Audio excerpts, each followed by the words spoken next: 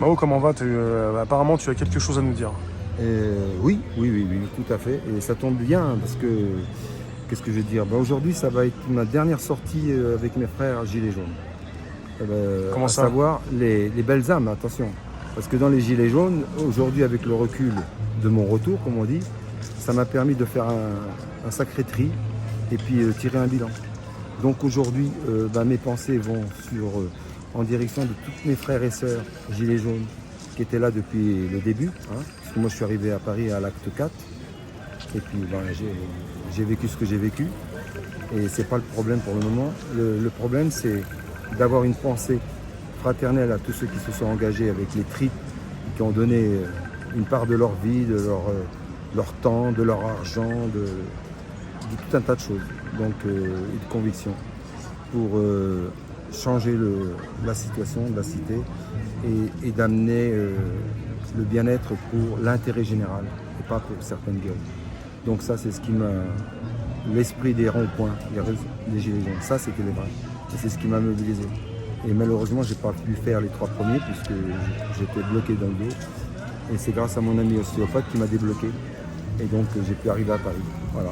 Et juste comme ça en passant, merci Macron. Tu m'as offert une deuxième famille, celle des Gilets jaunes. Donc qui était belle, universelle, fraternelle, mais on se rend compte que sur le parcours, il y a eu quelques trahisons. Donc on va dire des gilets jaunes de papier, plastique comme on dit, et des infiltrés, donc des faux.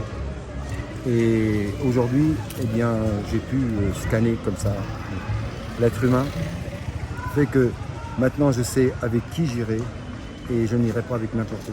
Voilà.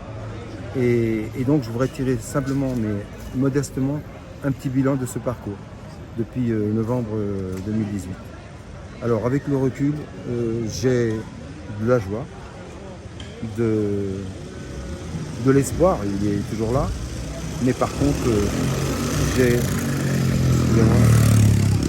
au fond de moi une colère qui fait que cette colère-là, elle est plus que justifiée parce que je l'ai renflouée pendant des mois et des mois. Et ce mouvement qui aurait dû prendre une ampleur comme telle, avec le soutien du peuple, on avait des 80 et 90% du soutien du mouvement des Gilets jaunes, des ronds-points, en dehors des barbares qui sont rentrés, des casseurs et tout ça, les infiltrés, les vrais, les faux, voilà.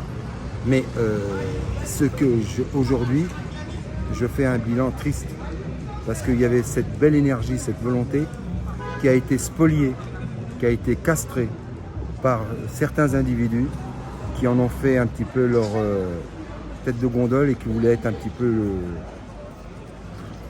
comment dire, je sais même pas le terme, j'ai pas de terme assez fort pour le dire, donc je veux pas jeter de l'huile sur le feu, ils se reconnaîtront.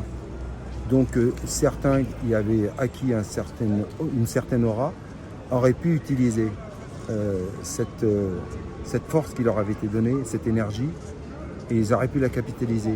Mais juste faire une parenthèse, que pendant ce parcours où j'ai fait connaissance de ces leaders, et je le citerai à la fin, et moi, modestement, je suis allé les voir individuellement, leur dire que c'est complètement dingue de lancer, de maintenir un mouvement comme ça, en disant on ne veut pas de chef, on ne veut pas de leader, on ne veut pas ceci, cela. Mais j'ai dit, mais comment dire, on va à la catastrophe. Donc ça mettra le temps que ça mettra, mais vous faites le jeu de Macron. En conclusion, vous n'avez pas une force structurée, elle est disparate, ça va dans tous les sens, et tous ceux qui tirent les ficelles du pouvoir, les politiques, les financiers, les magouilleurs, les racketteurs de la société, les vampires, et bien eux ils se frottent les mains. Et d'ailleurs ils se sont gavés. Hein. Et par ailleurs, tu as nos frères qui étaient sincères, se sont retrouvés aveugles, estropiés, tabassés, des centaines et des milliers, comme on dit, se sont retrouvés avec des échymoses, des blessures, que ce soit physique ou morale. Et le bilan, il est plus que triste. Et quand on voit ces 32 borniers, si je me souviens bien, parce que j'ai un peu oublié, et les 5 ou 6 mains qui ont été perdues, ça c'est ce qui est officiel. Mais je suis sûr et certain qu'il y a des blessés qui ne se sont pas signalés. Et quand tu vois avec quel mépris ça a été traité par le pouvoir, c'est pas l'État, hein, le gouvernement, parce que l'État c'est vous et moi, hein, c'est nous, fait qu'aujourd'hui, le constat il est terrible. Tu vois, les mois, les heures, l'énergie, l'argent qui a été diffusé, investi comme on dit, et qui avait donné une lueur d'espoir, a été étouffé, on va dire, avec le recul, pour pas dire, parce qu'elle n'est pas éteinte, tu vois bien les soubresauts qu'il y a, mais le final fait que c'est, comment ça s'appelle, ces personnages, maintenant je vais leur dire en toute amitié, je commence par Priscilla, que j'étais voir, et que tu as vu que j'avais monté comment ça s'appelle, une bâche, 36 mètres carrés, donc historique, je lui tire mon chapeau, je la vénère, il n'y a pas de souci. Donc elle avait une force, elle avait mobilisé, elle, après Jérôme, Fauzi, qui c'est que d'autre, les olives, le maquis, et j'en oublie, hein, certains leaders, comment il s'appelait, José, bon il y a plein, donc ils sont connaissants. Et quand je leur ai demandé humblement de s'unir et de constituer une direction, un pool, comment dire, un comité de défense, de salut public, on pouvait mettre les termes qu'on voulait. Mais comme on redoutait, à partir du moment où on a un leader, le pouvoir se tape dessus. Alors je lui dis, mais écoutez, faisons une collégiale, une collective, comme tu sais, comment on appelle ça, l'hydre, tu coupes une tête, il y en a une autre qui arrive. Eh bien, tu peux mettre, je sais pas, moi, tu mets Jérôme, tu mets Mamadou, tu mets Lopez, tu mets François, Nathalie, n'importe quel. Et ça veut dire que tu en mets un, il pousse, et on est d'accord bien sûr sur les objectifs au départ. Donc la maison Gilet jaune, elle est claire et nette sur les objectifs à atteindre. Et derrière ça, on a un porte-parole, un seul. On tient le même discours. Voilà. Et s'il est affaibli ou attaqué, on le protège et on ressort la deuxième. Et ainsi de suite. Et donc on avait une tournante. Et c'était ça, occupé. Et arrêter de faire des manifs dans tous les sens et quoi que ce soit, eh bien c'était de s'unir et de faire les mouvements en force. Et j'avais dit, hors la ville, pour pas qu'il y ait de casseurs. Donc on avait trouvé des terrains, des grands parcs de la forêt. Et là on faisait pique-nique, on faisait fête, on faisait des soirées gilets jaunes. Tout ça, ça a été développé, dénoncé, comment te dire, expliqué en long et en large. Et il y en a un qui est venu me soutenir fraternellement, c'est José Espinoza. Donc on a été les deux papis. On a fait je ne sais combien de voyages et d'explications individuellement, collectivement.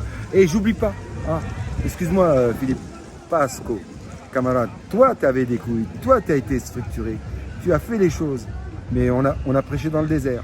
Donc on va dire les trois irréductibles, gilets jaunes, comment te dire, fraternels, et qui avaient une vision globale d'ensemble, toute modestie gardée, José, Philippe et Mao, l'indigène d'Orléans. Voilà. Et ça, c'est une claque qu'on s'est pris dans la gueule.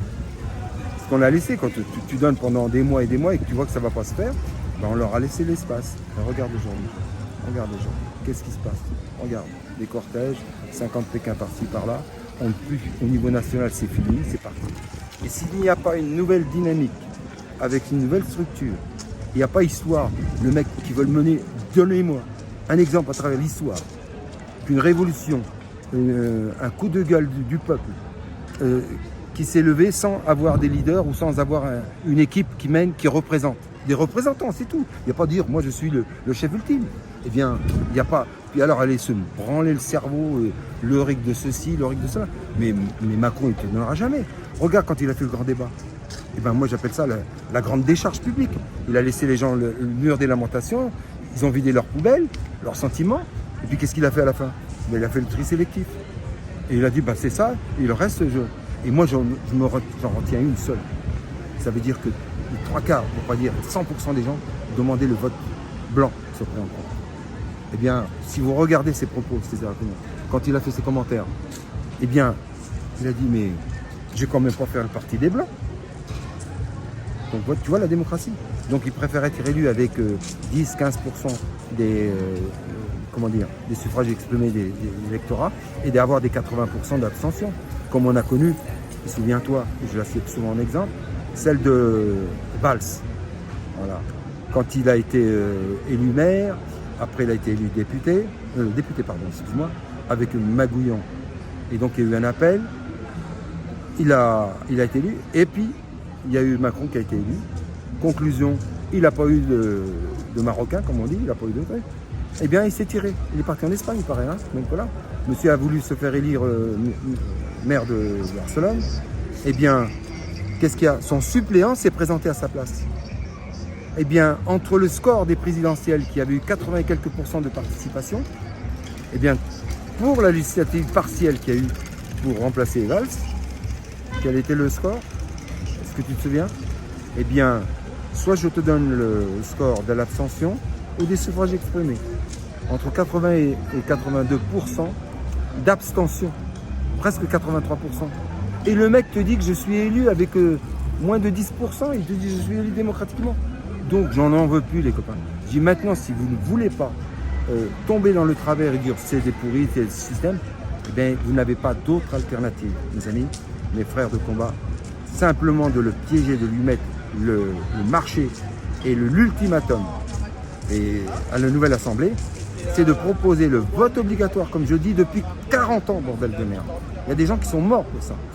Donc on met le vote obligatoire un vendredi, et un jeudi et un vendredi, en semaine, 15 jours avant les élections, vous récupérez vos heures chez le patron, comme ça on ne doit rien. Et vous prenez vos heures ou vos demi-journées citoyennes pour aller voter, mais avec le bulletin à la main. Pas histoire d'électronique ou quoi que ce soit, ou téléphone. Conclusion, tu vas voter, il y a 5 partis qui se présentent, eh bien Mao vous met le bulletin blanc et le bulletin abstention, pris en compte dans le code électoral. Ça veut dire que l'électeur qui choisit, s'il y a 5 partis, il n'est pas satisfait, il met le blanc. Mais tu as toujours des râleurs, des mauvais coucheurs, hein, qui te disent c'est une atteinte à ma liberté, c'est que tu m'imposes. Eh bien, je leur mets le bulletin abstention. Mais abstention, il se déplace. C'est un acte. Donc ça a du sens. Et après, on comptera les bulletins abstention. Parce que ces gens-là qui te disent Mao, tu es un dictateur, et cela, ben, je dis non. On est dans une cité.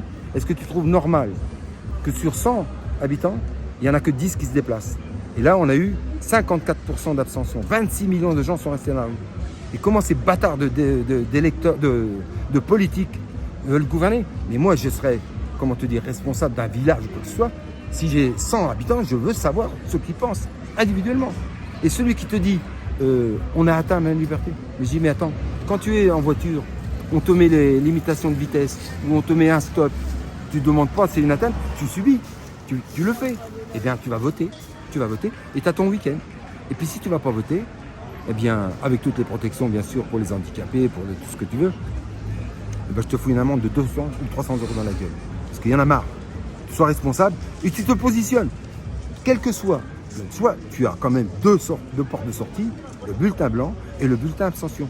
Parce que si tu écoutes le soir des élections, tu les vois débattre les politologues, les politicards de merde, et puis les éditorialistes à 3 sous qui te refont la France et qui viennent parler de la misère des gens qui ne l'ont pas vécu. Donc il y en a marre. Et bien moi je veux savoir, le soir des élections, il y a 100 électeurs, voilà ce qui sont présentés, et puis il y a une petite cerise. C'est Mao, Mohamed, le fils de Malika, d'origine algérienne et qui a la double nationalité, parce que c'est pas mes copains politiquement, c'est mes adversaires, le Front National. Eh bien, ceux qui se disaient camarades, amis de route et ceci là, et qui te révèlent 30 ans ou 40 ans après, ah non, mais j'ai jamais été vert, ni jamais socialiste, ni jamais de gauche, hein, et j'ai toujours voté Front National. Et dans la gueule ouverte, ils me disaient comme ça. Alors maintenant, ah oui, mais tu sais, j'ai voté ça parce que c'est un vote de colère. Donc, qu'on utilise le Front National pour assouvir leur colère, c'est fini. Qu'avec mon système, c'est clair.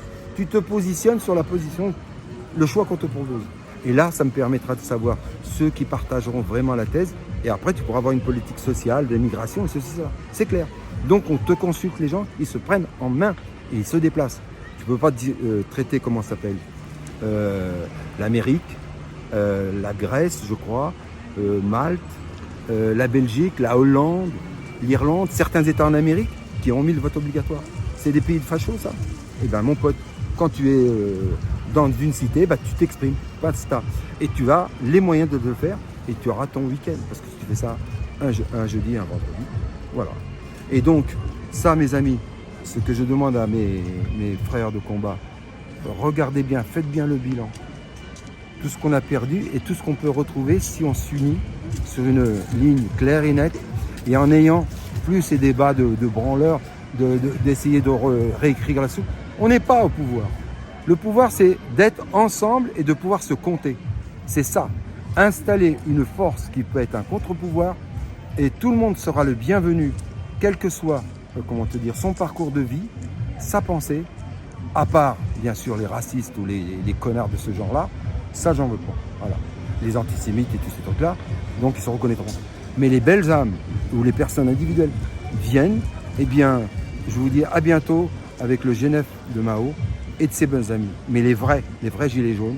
Et puis, ben, on vous expliquera ça. Mais maintenant, je vais vous souhaiter une belle parenthèse. Reposez-vous.